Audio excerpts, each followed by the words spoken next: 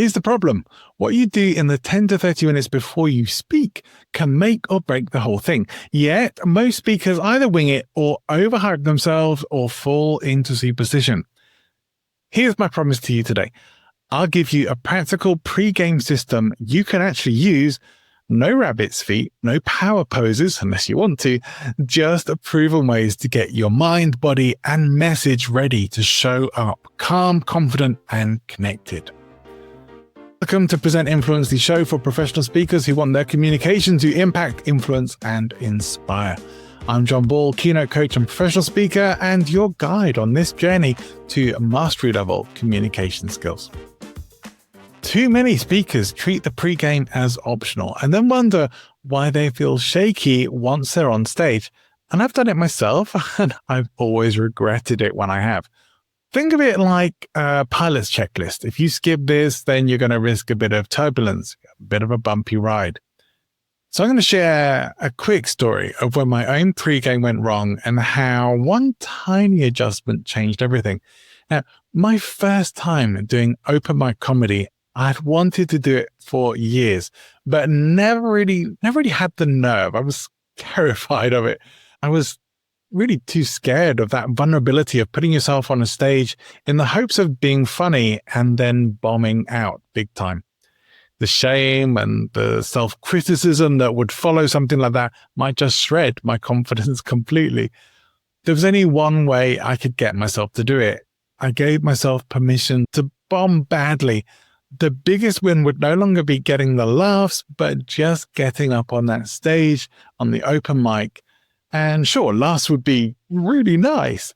And so many people had come to support me that I didn't want to let them down, but I also knew I didn't have to be funny for that.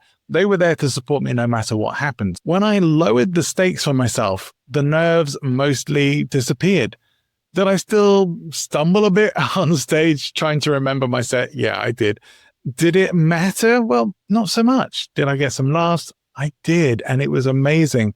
But I don't think I could have done that if I'd needed to get those laughs to feel successful. It may also have helped that the two acts on before me both bombed, so the bar was set pretty low. That certainly worked in my favor. Now, your brain can turn into a saboteur right before you speak. It can start your thoughts racing, escape fantasy, should I make a run for it, the old imposter syndrome, am I good enough, can I do this? Well, you can reset your state in under 2 minutes. I'll show you how Stoic reframing, a visual exercise, a simple breathing pattern, and a nerves to energy reframe can shift your headspace from panic to presence. So think of this as espresso for your confidence without the shakes. This is the mental setup that I go through before a keynote or a workshop. To start this, lower your ego. Ego is your enemy. Remind yourself, this is not about me. I am not what's important here. It's about the message. It's about the audience. Be here for your audience. Then you can try something called box breathing. And you may have come across this before, and it's really simple. It's breathing in through your nose for 4 seconds, holding the breath for 6 seconds, and then breathing out for 8 seconds. Now, it doesn't have to be exact seconds. You can count those numbers in your head at whatever speed you want to go. But it is that thing of having the breathe in for 4, hold for 6, breathe out for 8. Will help you. Now, there are many different variations on this. If you practice something similar a little differently, carry on doing that. You do not have to implement exactly this, but this is the simplest method for box breathing. There's alternate nostril breathing if you want to try all that kind of stuff, yoga kind of breathing. If you have knowledge and insight that, by all means, use those instead. The other trick to use here is peripheral vision or peripheral focus. And this is something that really just shifts you away from being focused in singularly on one particular thing. Like right now, I'm looking very directly at my camera, at you. And I'm also in peripheral vision, which means I can kind of see what's going on at the side of me. And one of the ways you can check in on that is just holding your hand by your head and wiggling your fingers, or trying to see what's on the wall or what's in the surroundings to the side of you, and it starts to shift you out of what we call direct focus or foveal vision into peripheral focus. And this does help to relax you.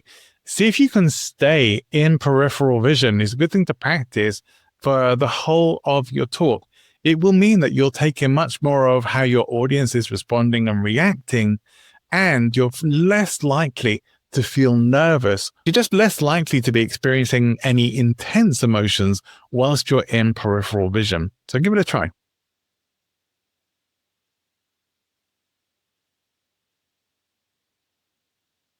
Now, the final part of this is to remind yourself that your nervous feeling is physiologically exactly the same as feeling excitement. Listen to the recent episode with Rebecca Williams, where she talks exactly about this and why that is the case.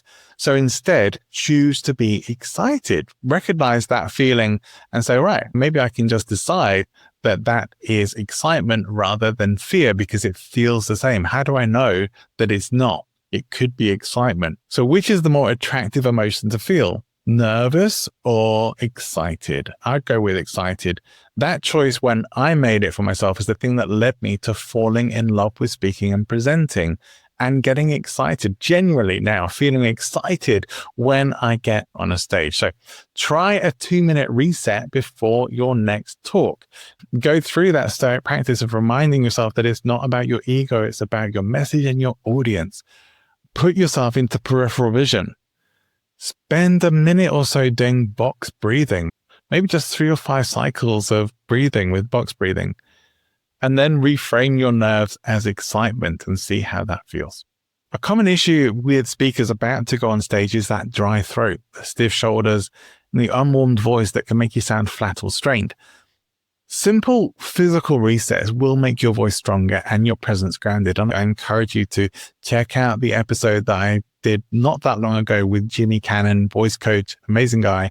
Gives us some great vocal exercises, some great ways to think about your voice and how you sound, and that you can definitely implement. But let's give you something simple here. So I'm going to share with you the quickest warm-ups that I know, but they don't make you look ridiculous backstage. Well, maybe one of them a little bit, but they'll keep your voice from crackling on the opening lines. So check out the episode with Jimmy Cannon. But one of the simplest vocal exercises you can do is kind of just humming up and down the vocal range and trying to make that hum as smooth as possible. Now, if you are not too shy, if you don't mind people thinking it might be a bit silly, try and add into the hum a bit of a blown raspberry with your lips. So your lips together and you're blowing them in a raspberry sound. It won't sound funny. It'll sound a bit like,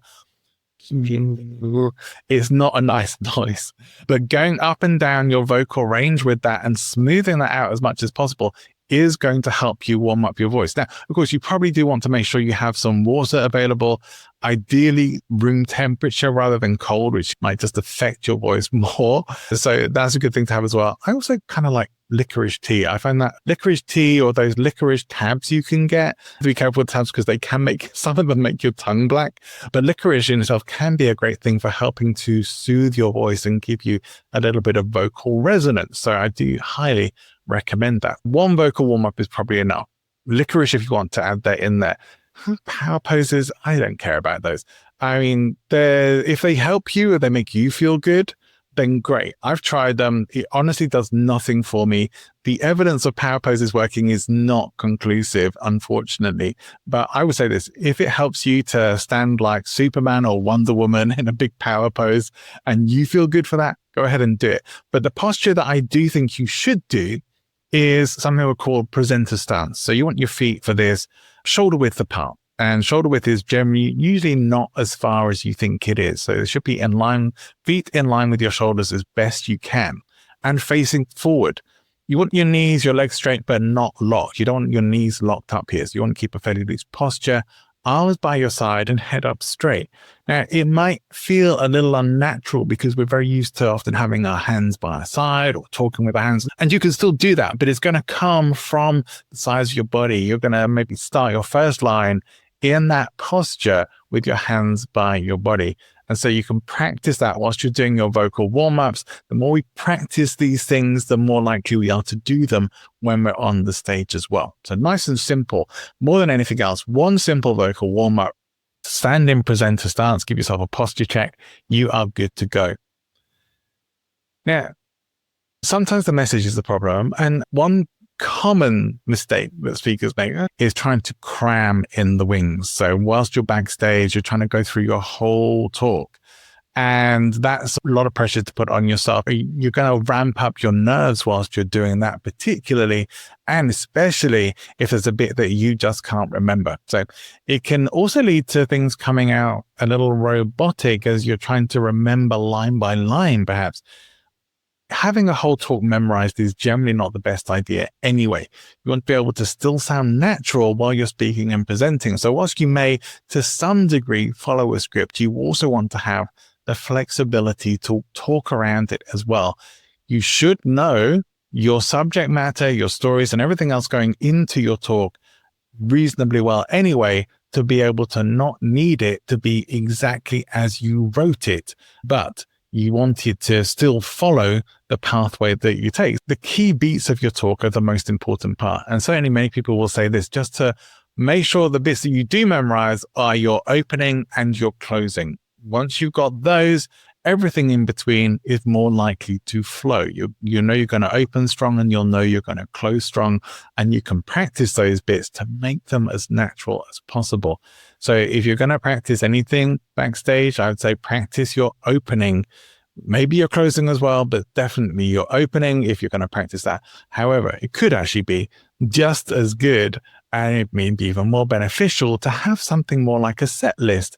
Comedians have a set list when they go on stage. They know what they're going to be leading into from here to there and so on. So what's the first bit I'm going to talk about? What's the next bit I'm going to talk about?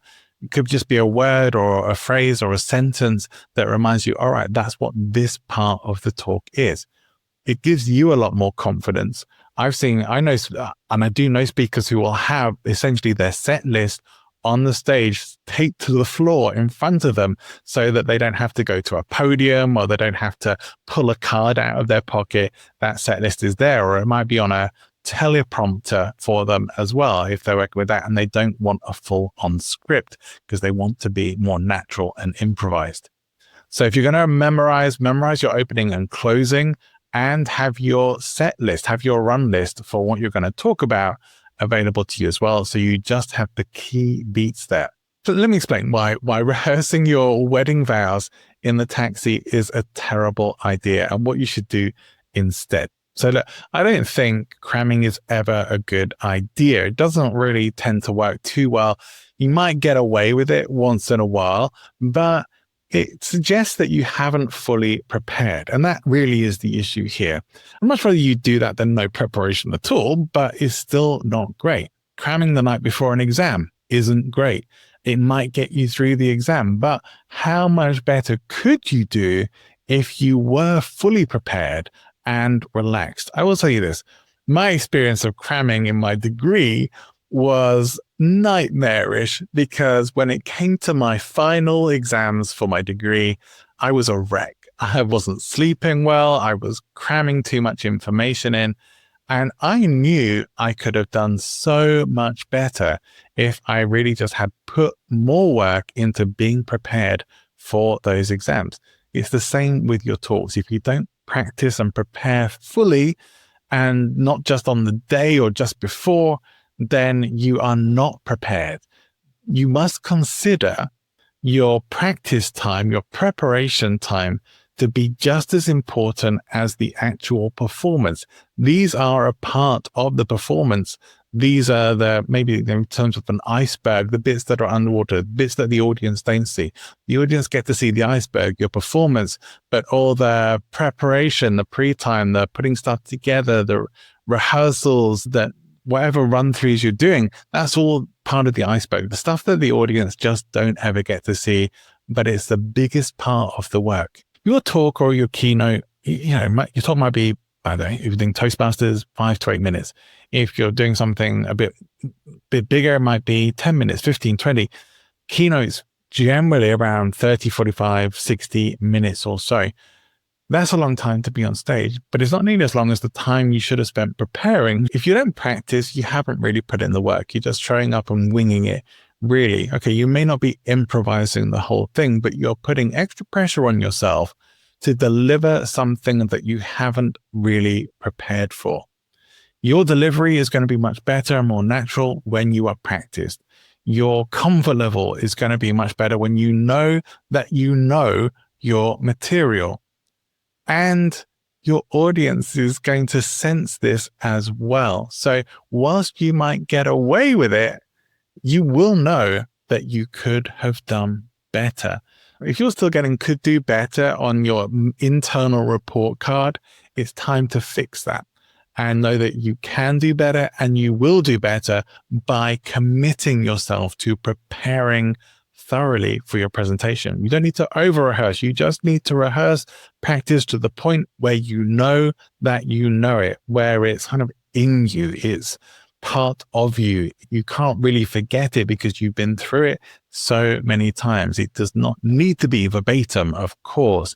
It really just needs to be so well practiced that it's going to be natural for you, because practice will come as you deliver your talk more and more. But in the early days of doing that, without the practice and preparation, it's going to be hard. You are just making life harder for yourself. And I do think it's that thing that it always feels like is boring. It's not the sexy part of presenting. You just want to be out there doing your talk on your presentation, getting the applause or whatever else, getting the sales for your product or service, whatever else you might be offering. Those are the fun and the sexy and exciting parts of speaking. The stuff that isn't so sexy or exciting is the prospecting, is the follow-up calls, the CRM, the personal reviews or the event reviews, the calendar management, the travel plans, and the preparation and rehearsal time for your talk. These are much less fun, but they're super critical for you to have success as a speaker or presenter. Not all rituals are going to help. Some are just going to disguise your anxiety and some are just pointless. So spotting the traps can save you from draining your energy before you've even begun. So let me reveal 3 pre-game mistakes that do more harm than good and how to avoid them. Over-warming up, big problem. If you are warming up your voice and your body until you actually feel exhausted, not great. No, by the way, I do have a playlist that I can, if I have time and it's our environment, I can pop my earbuds in, pop my pre-stage playlist on, and it's all stuff that's helping me to increase my energy, to turn on my energy, not to be ridiculously high energy, but just to get to a good energy level that I know I'm going to feel good going out on stage. I want it still to feel natural, but I want to be pumped up because I know that my energy, my emotional state, which I can manage, is going to be leading the emotional state of the audience. It's very important that I get myself into the emotional state that I want my audience to experience as well, so that I can help to lead them there. Word for word rehearsal as well. Avoid it, because especially at the last minute, it's just going to mess you up. It's actually think, oh, I didn't remember that bit. You will wind yourself up even further and probably struggle to remember more because you're going to go, oh, what did I write? What did I write? That's what's going to be coming up in your head rather than just, all right, let's find another way of saying this because I can't remember exactly how I wrote it. And that would also be fine. No one will notice. You can take the pause, think about what comes next. Remind yourself of your mental playlist of what you've just said, and then carry on forward. You can take 30 seconds or more as a pause if you really need to.